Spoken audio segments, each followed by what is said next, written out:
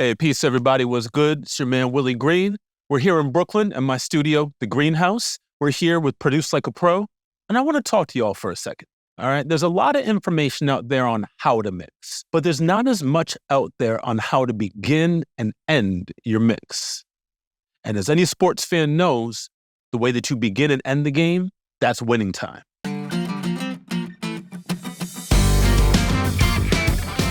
The second quarter, the third quarter, it's fine. That's when you're playing the game. You're doing all the stuff. You're compressing your compressors, all these things. But the way you start that first quarter, that sets the tone for how you're going to work or play the game or whatever. And the very end, well, that's crunch time, baby. We know what that is. Very important. That's where everything has to be dialed in and has to be just right. But what does that mean for mixing? Let's dive in. I want to start by talking about templates. Before you even get your files into your DAW, before you press play, before you listen back, before you turn a single knob, where are these files going? Well, they're going into your DAW. In this case, I'm working in Cubase. But there's a lot of things that I do in every mix that I want to have available to me very quickly. I don't want to recreate all my routing. I don't want to start completely from scratch every time. I want to set myself up to do my best work, and things that I might always use, I want them preset so I don't have to fool around. Let's take a look at Cubase here. This is my project window. We've got tracks here, but as you can see, there's no audio files in here yet. We don't have any audio tracks in. This is just the stuff that I'm going to use every time. First up here, we have marker tracks. This one here is for song form, and so that's intro, verse 1, pre-chorus, chorus, bridge, all that kind of stuff. All these are going to be on the grid. If the client has a note, well, in the bridge, I want this to happen. I want to be able to just jump right to the bridge and make that thing happen. Or if I say to myself, okay, choruses are in good shape, now let me jump to verse 2 and start working on that.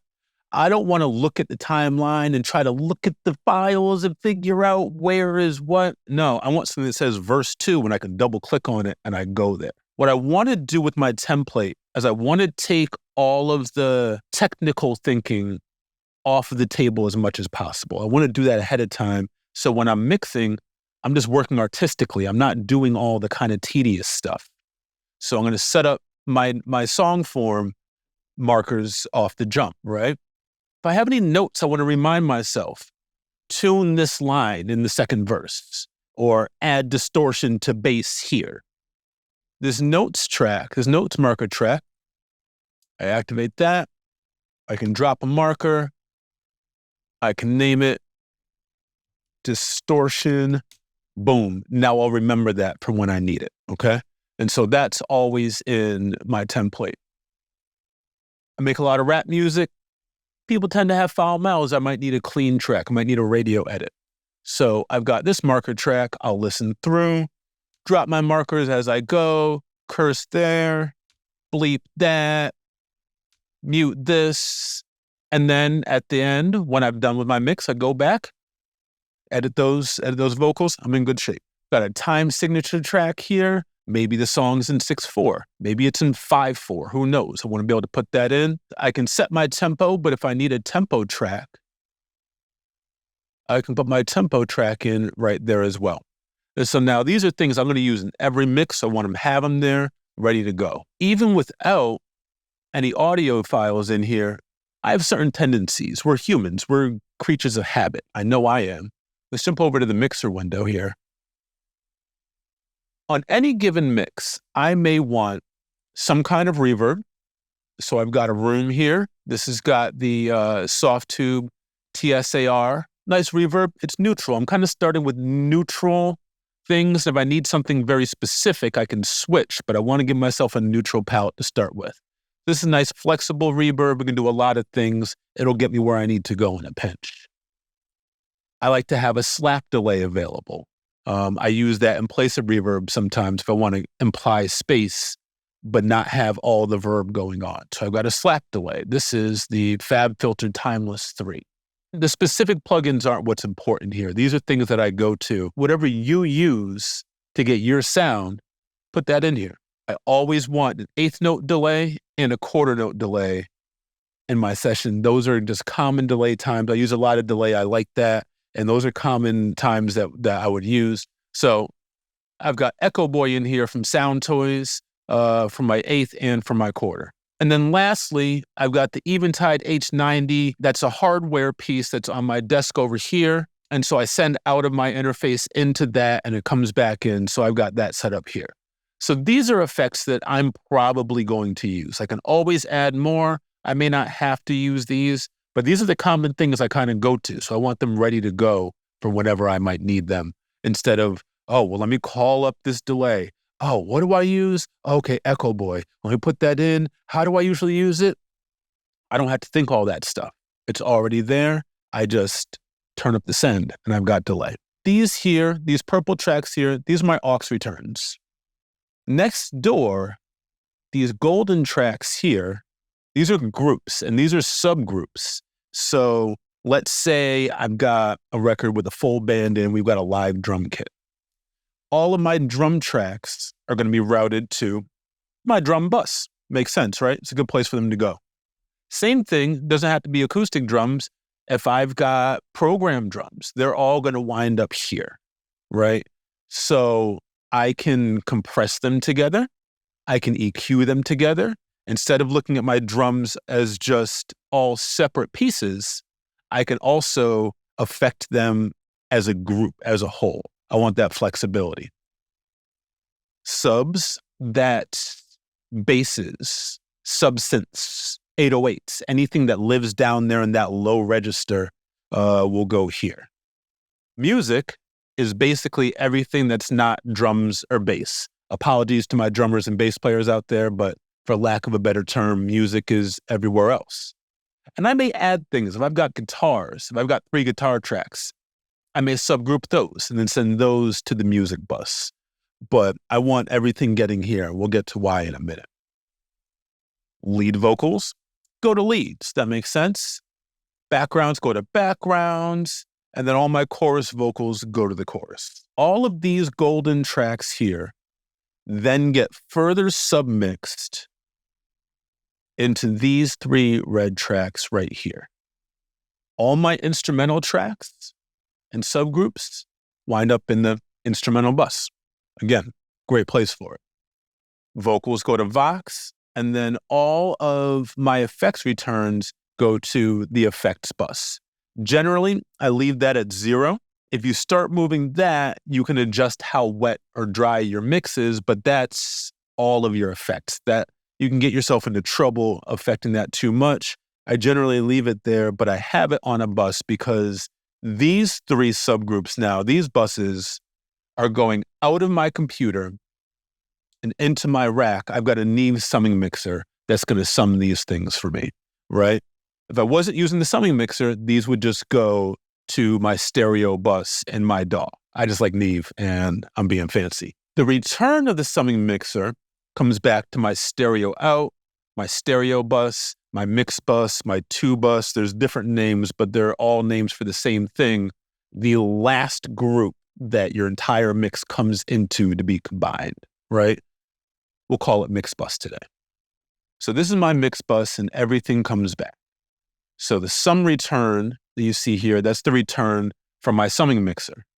Now, while I'm out in the analog world, I'm running through some other things. From the summing mixer, I go into here, into my Zulu from Handsome Audio. I've got some color palettes here from DIY recording equipment. And then I wind up way over there into my Wes Audio bus compressor, and that's my main compressor that's on my whole mix. Once I go out of the box and I go analog, I want to stay there, and then I come back in just once instead of going in and out of the converters. So I come back. This plugin here is a plugin that controls that Wes Audio bus compressor because they're really dope when they have digitally controlled analog gear. But that's not what we're talking about today. That's just what that is. And now we're back, and anything that plays through this stereo bus, that's what's going to print as my mix. And so that's the basic template, right? That covers me for anywhere that I may want to route the tracks that I'm going to bring in. Basic effects, so I can get started, get some kind of effects going, and I can always adjust those later. And see, I almost forgot the most important thing that's in here is this track right here, the reference. For every mix that I do, I ask for a reference from the client. I want to know what the song sounds like to them before I touch it. They may have certain things. They may want the guitars loud. Well, how am I going to know if I don't have a reference from them? They may have certain effects on their voice that I need to mimic. I don't know that unless I listen to their reference. And I want to be able to A/B in real time. So I put the reference right in the session. It's going to be lined up with the files for the song. So at any point, I can listen to the reference, see what the client was thinking, see what they've been hearing for maybe a week, maybe a year. People live with references for a long time. And then I can make my adjustments accordingly. And so that's the template. So that's the beginning, right? That's the first quarter. We open the game. We set it off right. Great. But now it's crunch time. What are we doing down the stretch? 2 minutes to go. What do we do at the end of the game, right? We've got our mix. It's perfect. This is the hit. This is the one, right? This is the one that's going to get you all the glory and the fame and all that kind of stuff, right? Well, we need to go to mastering. We need to send it to mastering. What do we send to mastering? Well, the way that we're set up here is going to have us be successful for wherever we need to send out. Obviously, we print our mix, right? So I make minimum 5 versions of every mix I do. There is the main mix, as you hear it, coming out of the speakers. This is the song. This is what's going to be mastered for the album or for the single. This is the thing. Well, when I mix, I leave headroom for mastering. I'm trying to print my mix. When I say print a mix, that's the same thing as bounce a mix or export audio mix down or whatever your software says. But I just say print. That's how I learned it. When I print a mix, I want to leave headroom for the mastering engineer. And usually I'm trying to have my peaks in my mix hit around -6, maybe up to -4 dB full scale. And that leaves plenty of headroom for the mastering engineer. That also means that your mix is going to sound quiet to your client when you send them a reference. And long ago, I got tired of having the conversation, well, it's quiet because it's not mastered, but just turn up your volume and you'll hear it and mastering will be louder. Because the first comment I get from clients is, yo, this sounds all right, but it's not as loud as the rest of the music I listen to on my phone. So I send a mix limit version. I use a very neutral limiter, something like this BX True Peak limiter from Plugin Alliance, and I just bump the level up. I don't want to use it. I'm not using a maximizer. I don't want to change the sound of my mix, but I just want to get the level up to a point where the client isn't worried about how loud the mix is, just how good the mix is. For me, if I get it at about -15 LUFS, LUFS, that's generally a good loudness where it still feels good to the client, but still leaves enough headroom for mastering. So that's my second mix I'm printing. I print the main mix, I print the limit, I print an instrumental, which is exactly what it sounds like. I print an acapella, and I print what is called a TV track, which is the song minus the lead vocal. Go to a lot of concerts today, you see a lot of people rapping over the whole song, rapping over the vocals. I know I'm old school, but that's not it. If I wanted to just hear the song play and someone rap over it, I'd sit in my car and rap to myself while the song played. And like when you perform, you want your backgrounds, you want your harmonies, you want your ad-libs and stuff, but the lead vocals should be being performed on stage. So the TV track has all the extra stuff, but not the lead vocals. So you get the energy of the background and the harmonies, but you're still performing without the lead. You're still actually performing on stage. So that's my 5 mixes, right? Main mix, limit, TV, instrumental, acapella. Now, because we set ourselves up so lovely with the template earlier, that makes it really easy to print all these alternate mixes. If I need to print the acapella,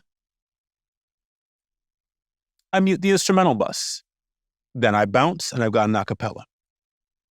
Instrumental, boom, I mute the vocals. For that TV track, I come over here, boom. I mute the leads, all the backgrounds are there, The chorus is there, so that's got all that energy, but no lead vocal, so you're not rapping over yourself and you look like you know what you're doing on stage. If I need to print stems, let's get into this for 1 second. Multi-track files are not stems. When someone sends you files for mixing, what you're hoping to get is the multi-track files, which is everything split out individually. Not all the drums, but kick, snare, hi-hat, all individually, so I have the most flexibility when I'm mixing. Stems are groups of similar instruments bounced together. So all of the drums, all of the backgrounds, all of the samples, all the lead vocals, those are stems. Well, those things sound a lot like the subgroups that we already made in our template. Boom, you got it. If I want drums, I bounce my drum stem. Subs, music, so on and so forth, you get it. All this stuff is already set up.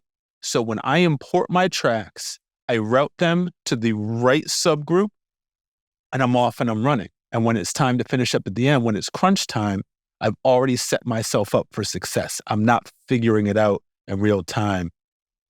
And then I can just be musical. And then I can sit back, watch those checks roll in, the private jets, the private islands, all that success, all that money and fame that comes from getting your templates right. Now I'm ready.